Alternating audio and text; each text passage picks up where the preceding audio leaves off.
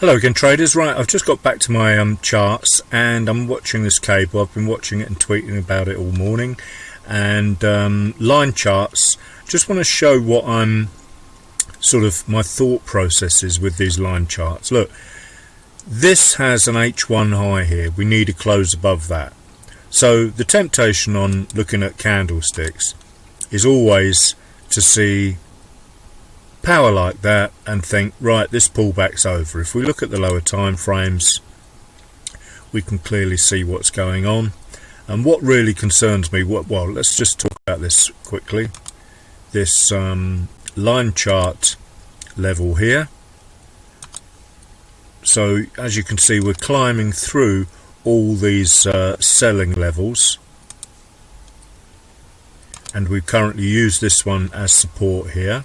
But what you always have to remind yourself is this could just be sideways, you know. And I hate to say it again, cryptocurrency traders, well, they call themselves that, need to be aware that the market can go sideways for months and months and months. So in this case, it can go sideways for numerous hourly bars, or it could take off without us. If it takes off without us up to this potential supply area here, then so be it. That's why I like trading reversals, because my stop needed to be here and my entry could have been somewhere around here. Break of these levels here, close above it, boom, up it goes. This for me is dangerous. This for me is fantastic. So back to this particular example. As you can see now, if we got sort of overzealous and got faked in, and remember, time of day is important. We're currently at 10:52 in the morning, coming up to the 11 o'clock change of candle. So there's a lot can happen, a lot can go wrong with potential trades, in my opinion. The other thing that I'm always aware of is, and something I don't talk about too often because I don't want to overcomplicate things, but we are trading straight into a massive area of support, which is currently acting as resistance.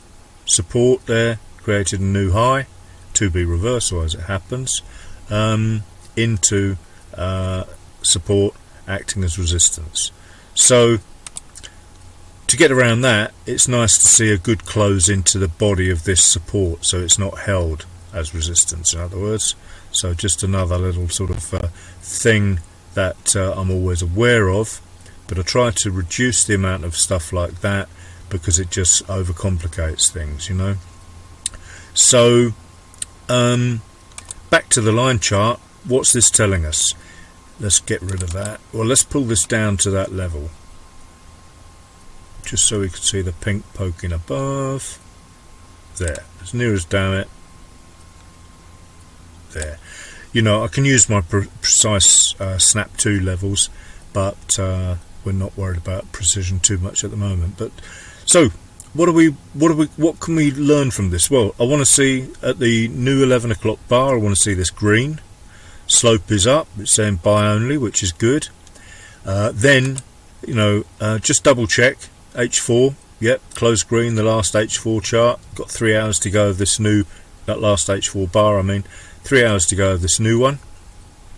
TMA slope is down, which is no surprise, as we are actually just in a huge sideways trajectory. I can't say that word. Huge sideways, what's another word, movement. So M30, we know H1's good. M30, notice we didn't have an M30, the last M30 close, the 10:30 close, was not bullish. So we can attack that level using the lower time frames. But you know, I'm not here to do that, because as I say, if you're caught in sideways, you're in trouble.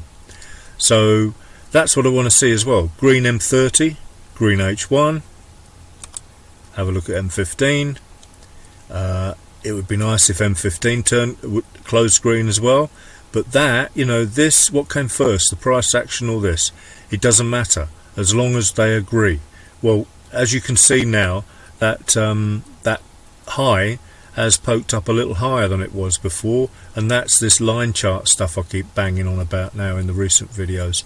So the higher the time frame, the potential lower the level in a long move to actually break, which I love, absolutely love. It's almost like a leading indicator, the absolute holy grail of trading, and we may well have found it with the combination of the line charts and the RSI-Histo, and of course the TMA slope, so, and the 3CR, never forgetting the 3CR. You know, I don't talk about the 3CR a huge amount at the moment, but the 3CR is what I am. It's my thing, and you know, you need really to understand that well. You know, a 3-candle reversal is a break of resistance, then or really it's a break of sellers in a long move. Then they come back to see whether the sellers have the power. They don't, and then it continues. The buyers have overtaken the sellers. It's a statement of intent. That's what a 3-candle reversal is. It's a show of a change of balance between the buyers and sellers and buyers, vice versa. So categorically we need a close above here on the M30. Let's have a look at H1 again, double check what I'm talking about. On the H1, in fact, and with positivity on both of our indicators. And remember also, if this closes above, then we could quite easily get pullbacks, and that's what I talk about, using the lower time frames to time our entries. So sideways movement, closes, don't get faked in to setups like I just talked about. That looked really exciting to the long side, but unless all of your multi-time frame analysis agrees, which mine didn't, of course, then this is well, only lunatics would trade that, let's put it that way. So, and you can clearly see that from that candlestick chart. That's the flip zone. Close of the green candle, open of the red candle, that's the flip zone. I've got a little script that does that for me with precision. That's it there. It will be behind that line now, I think, if all being well. Dump that. Whoops, that's the flip line there, so let's get rid of that one and I'll draw a new flip line on there.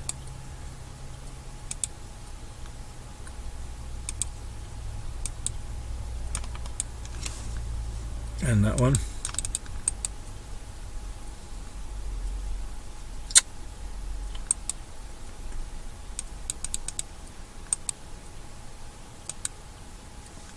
Oh, I've just put a stupid order on there which I didn't want to put on.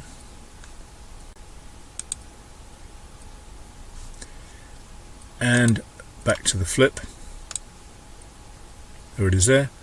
Automatically snaps to the close and open of the price, and there you go. So you can clearly see, unless we had a close above there, or as I said, the line chart, then you cannot possibly think of going long.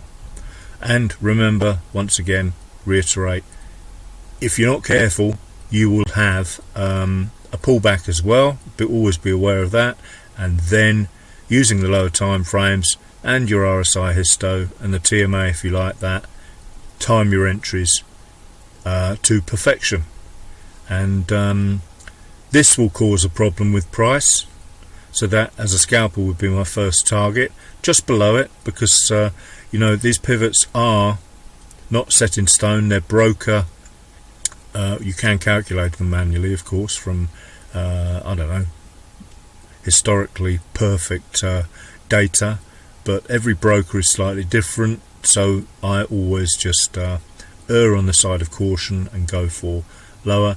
Then potentially it might just blast through it, because all of this, remember, is accumulation of orders, and at that point they could just say, look, this is no significance, we're just going to go straight through the thing. But I'm cautious, and then there may well possibly be a new entry to get long again, and that's how we scalp. Multiple entries from really good signals. And there's our downtrend. That's the lowest low, so that's the connection point, not over here as some would do. And then you could connect that to something on the lower time frame there for that higher high. Have a look at M15, we'll probably see a connection point. There it is there. Low, high, new high, breaks that high, there's your uptrend. So that's what I call a valid uptrend anyway. So yeah, there we go. Just a little bit more information on line charts and multi-time frame RSI analysis. The hourly has just changed over, which is quite handy because then we can do real-time analysis. So H1, it's not perfect, well, it's far from perfect actually, because I want to see a bust, pullback, break and close higher momentum. As you can see now, momentum is starting to come in. Let's have a look at M30. M30 should have closed green as well. Yes, that's closed green, and that actually has broken the high of that. I can see that by eyeballing it, but I haven't done this for a while. You can put your mouse on the high, do it a few times because for some reason the numbers are odd. 1973, and this one, double check it, 21. So yeah, bust, pullback, break and close there. That's stronger momentum on a 30-minute bar than the two previous bars. Again, ideally I want to be getting in over here when this turns from flat to new green, and that point there, and as I said before, that point there. And we can see this is pushing up nicely. That's interesting. So some scalpers will be scalping this for 2 or 3 pips. More power to them. There's the uptrend. So buyers are overwhelming the sellers. 15-minute didn't close more powerful, which is interesting. So I may have to wait a whole hour more or longer. Remember, we've got news on cable pairs, pound pairs, sorry, midday in an hour's time. And I said right this morning about 4:30 that we had 4 different types of pound news, and this is, and I said watch out because it will affect price action, and this is what's happened. So there you go guys, multi-time frame analysis, bit of line chart work as well, and what we need to think about every time we break these levels. H1 close above that level, be careful, we might still get a pullback. News is going to make a big difference to the whole way price moves here, so this wouldn't interest me in trading this at all, to be honest with you. Thanks for watching, have a great day.